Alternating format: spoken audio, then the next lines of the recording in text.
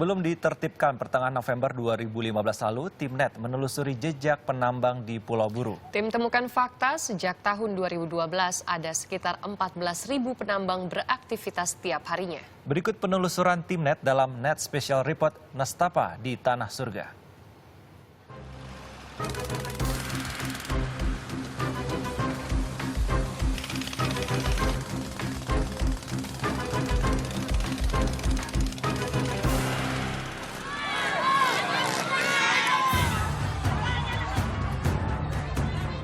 Kerusuhan warga pecah saat aparat menutup lokasi tambang emas Gunung Botak di Pulau Buru, Maluku pertengahan November lalu. Aparat TNI dari Kodim 1506 terpaksa mengeluarkan tembakan peringatan untuk membubarkan massa. Pengosongan tambang emas dilakukan sesuai instruksi dari Gubernur Maluku dan Presiden Joko Widodo.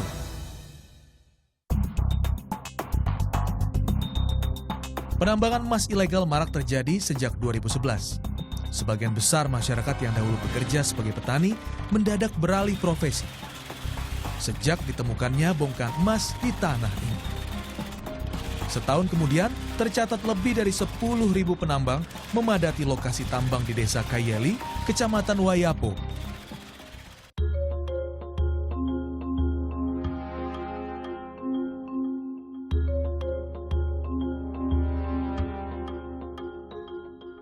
Sejarah panjang terekam di salah satu pulau besar yang termasuk dalam Kepulauan Maluku. Inilah Pulau Buru.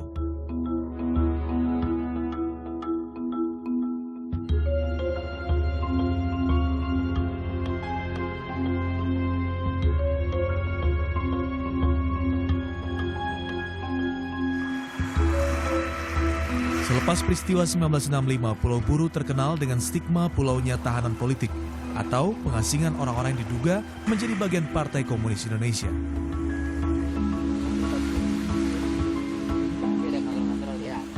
Gara-gara itu pula, pulau penghasil kayu putih di Nusantara ini minim didatangi orang luar Maluku.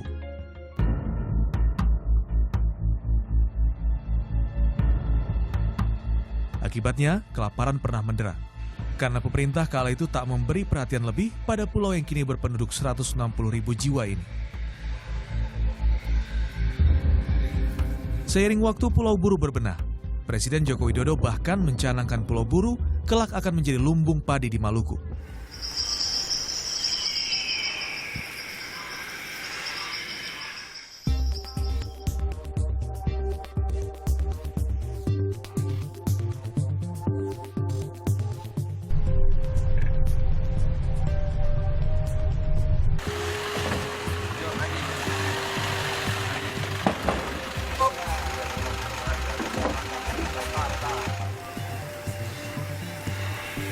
Lokasi tambang emas Gunung Botak bisa ditempuh dari kota Namlea, ibu kota Kabupaten Buru Utara, sekitar 3 jam perjalanan mobil.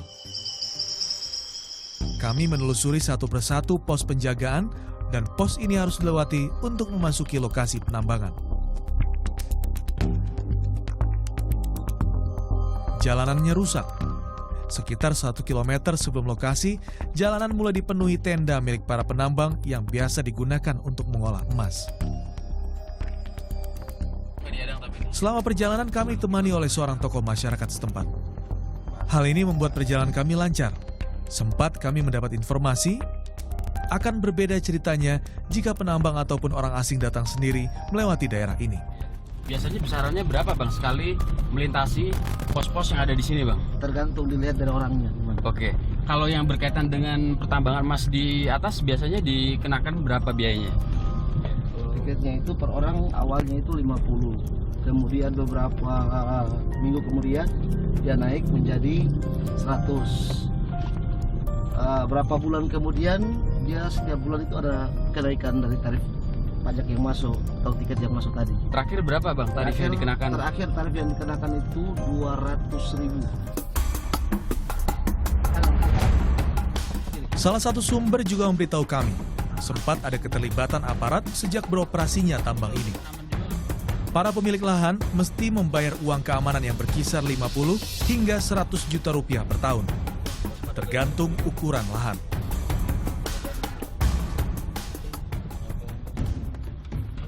Menjelang pos terakhir kami berganti transportasi menggunakan ojek. Lagi-lagi banyak pos-pos yang dijaga warga adat maupun aparat. Mereka meminta pungutan kepada siapapun yang melintas.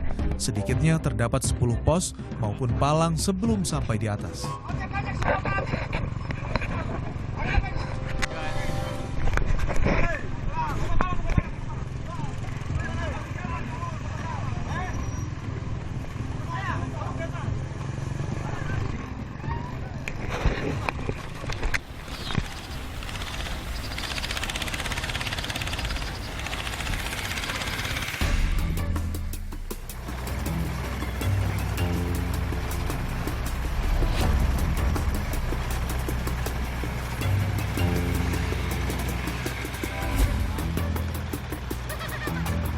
Penambangan emas dilakukan dengan cara sederhana.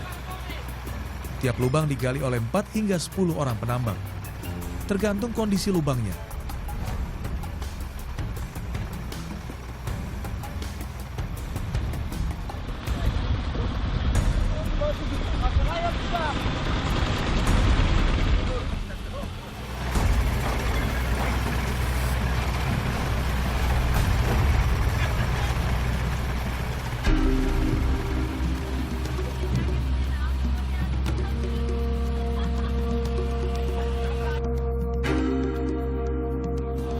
Kalau dukanya, kalau seandainya tidak ketemu jalur, hanya ketemu air, itu memang dukanya. Ya. Kalau sukanya, kalau ketika kita dapat jalur, itu sukanya.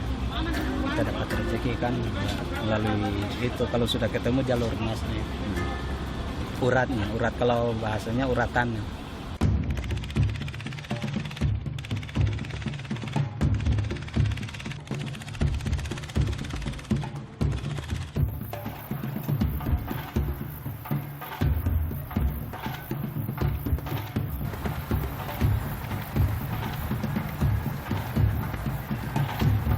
Ya, sebelumnya kawasan Gunung Botak ini merupakan salah satu sentra pengolahan minyak kayu putih terbesar di Pulau Buru.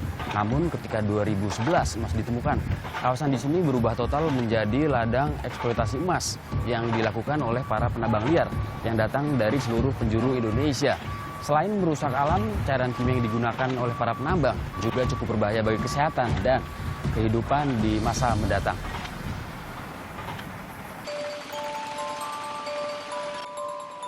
Hampir sebagian besar lubang galian di sini dikuasai perorangan.